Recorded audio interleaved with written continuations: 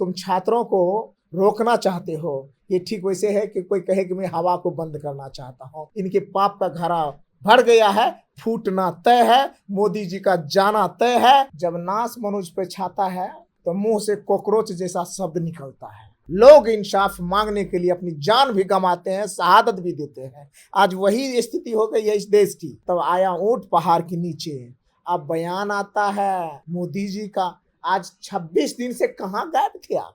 कल 40 राउंड गोली फायर हुआ है जहानाबाद में, तो सरकार यह भी कहे कि विपक्ष के लोगों ने ही पुलिस को आदेश दे दिया था फायर करवाने के। वाह रे वाह, इतनी झूठी सरकार, इतनी गैर जिम्मेवार सरकार। भाजपा के लोग जहां भी मिले, जो भी मिले, उनसे आप सवाल कीजिए। बेरोजगारी पे, भ्रष्टाचार पर, शिक्षा पर, पेपर लीक पर, तो उनका 3 ही जवाब आता है। एक, नेहरू जी जिम्मेवार, दूसरा लालू जी जिम्मेवार, तीसरा राष्ट्रीय जनता दल जिम्मेवार। हमारे साथ खास बातचीत करने के लिए महेसी से विधायक गौतम कृष्ण जी है। मैं इनसे बात करूंगी कि जिस तरह से सरकार छात्रों पे लाठियां चार्ज कर रही है, लड़कियों पे मतलब जिस तरह से बर्बरता कर रही है सरकार, जो है बच्चे जो है वो धर्मेंद्र प्रधान का इस्तीफा मांग रहे हैं, कैसे देखते हैं पूरे मामले को? सबसे पहले स्वागत है आपका। बहुत बहुत धन्यवाद।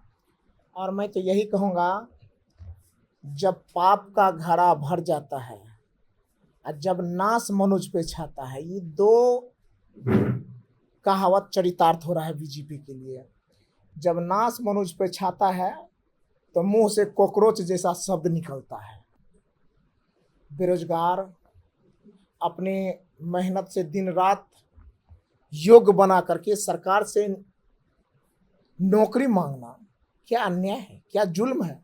और जब ऐसे विद्यार्थी छात्र सड़क पे उतरते हैं, लोकतांत्रिक मर्यादा में चलते हैं, तो उसको आप कॉकरोच कहते हो सिस्टम के द्वारा, तो ये कहाँ तक उचित है। एक बात ये है, तो नाश मनुष्य पे छाता है तो पहले विवेक मर जाता है और गलत भाषा का प्रयोग होता है। एक दूसरी बात, जब पाप का घड़ा भर जाता है तब भी आपके कितनों भी चिकनी चुरपी उलझाने वाली बात हो, डंडा हो, लाठी हो, गोली हो, तोप हो, कोई फर्क नहीं पड़ता है। लोग इंसाफ मांगने के लिए अपनी जान भी गंवाते हैं, शहादत भी देते हैं। आज वही स्थिति हो गई है इस देश की। लाखों करोड़ों बच्चों के जीवन के साथ हमेशा खिलवाड़ करने वाला यह बीजेपी सरकार, गैर जिम्मेवार यह शिक्षा मंत्री ने लगातार छात्रों के जीवन के साथ अन्याय किया है। जब लाखों करोड़ों छात्र, पूरा देश आंदोलनरत हो गया, तब आया ऊंट पहाड़ के नीचे। अब बयान आता है मोदी जी का, आज 26 दिन से कहाँ गायब थे आप? जानना चाहती है पूरा देश, जानना चाहता है वो गरीब गुरबा कमजोर वंचितों के बच्चे जिनके भविष्य को आप खा पी करके बैठ गए हैं। ये धर्मेंद्र प्रधान को आप क्यों बचा रहे हैं? आपका क्या हमदर्दी है उनसे, क्या लगाव है, अंदर का क्या साठ गांठ है, ये भी तो स्पष्ट कीजिए। लाखों करोड़ों बच्चों के भविष्य को बर्बाद करने वाले धर्मेंद्र प्रधान का इस्तीफा हम लोग विपक्ष के लोग बिहार के सदन में भी मांगने का काम किया है, लगातार प्रदर्शन किए, सदन भी स्थगित हुई, जहानाबाद में गोली भी चली है, सैकड़ों बच्चे घायल भी है, हॉस्पिटल भी गए, और दर्जनों और सैकड़ों बच्चों पर जिस तरह से गैर जिम्मेवार होकर के सरकार अन्यायपूर्वक FIR दर्ज की है, यह भी गलत है, उनकी भविष्य के साथ खिलवाड़ है। मैं आपके चैनल के माध्यम से उन निर्दोष बच्चों को रिहा करने और उन पे FIR दर्ज न करने का मैं मांग करता हूं सरकार से। विधायक जी, एक सवाल ये भी है कि जिस तरह से कहा जा रहा है कि विपक्ष ही जो है इन छात्रों को उग्र कर रही है, बाहर बांग्लादेश से मतलब छात्रों को बुला के, ये बांग्लादेशी है, छात्र नहीं है, क्योंकि छात्र का ये स्वभाव नहीं तो होता। सरकार यह भी कह दे कि नीट के छात्र सरकार ने नहीं, विपक्ष ने लीक करवाया है। सरकार यह भी कह दे जो एग्जाम सेंटर ऑर्गेनाइज विपक्ष ने ही करवाया है। सरकार यह भी कह दे कि जो सारे व्यवस्थाएं चल रही है वो विपक्ष भी करवा रही है। ये सरकार यह भी कर दे ये सर फोड़े गए हैं, ये आंसू के गोले चले हैं और गोलियां जो चली है ये भी विपक्ष चलवा रही है। कल 40 राउंड गोली फायर हुआ है जहानाबाद में, तो सरकार यह भी कहे कि विपक्ष के लोगों ने ही पुलिस को आदेश दे दिया था फायर करवाने के। वाह रे वाह, इतनी झूठी सरकार, इतनी गैर जिम्मेवार सरकार और इतना बच्चों की भविष्य बर्बाद करने वाले सरकार को ये पूरा समाज, पूरा देश अब बर्दाश्त नहीं करेगा।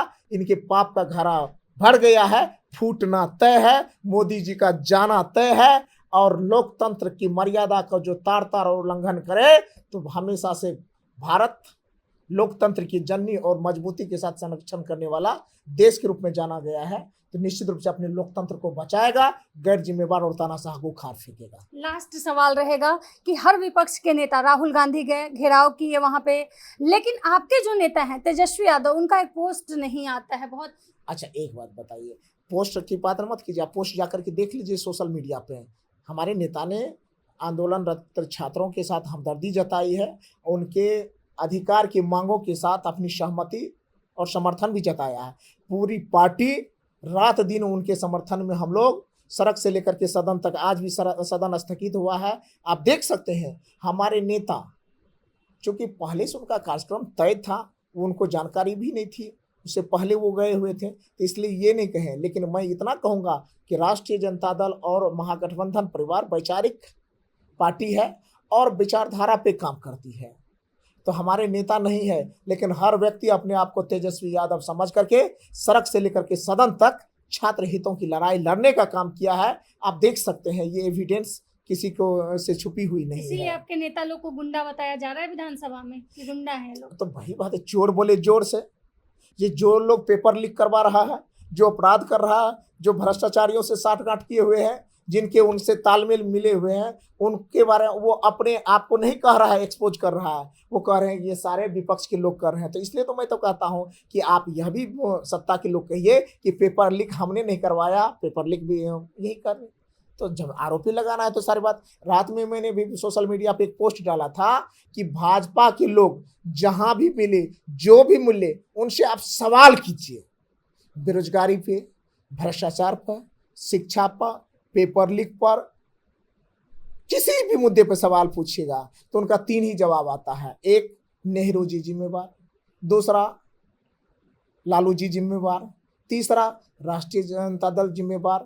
तो इनके अलावा अगर उन लोगों के पास कोई जवाब हो तो आप हमें बताइएगा। जंतर मंतर ने सैकड़ों आंदोलन को देखा, लोकतंत्र की जब जब धज्जियां उड़ाई जाती रही तो जंतर मंतर लोकतंत्र को बचाने का गवाह बना है।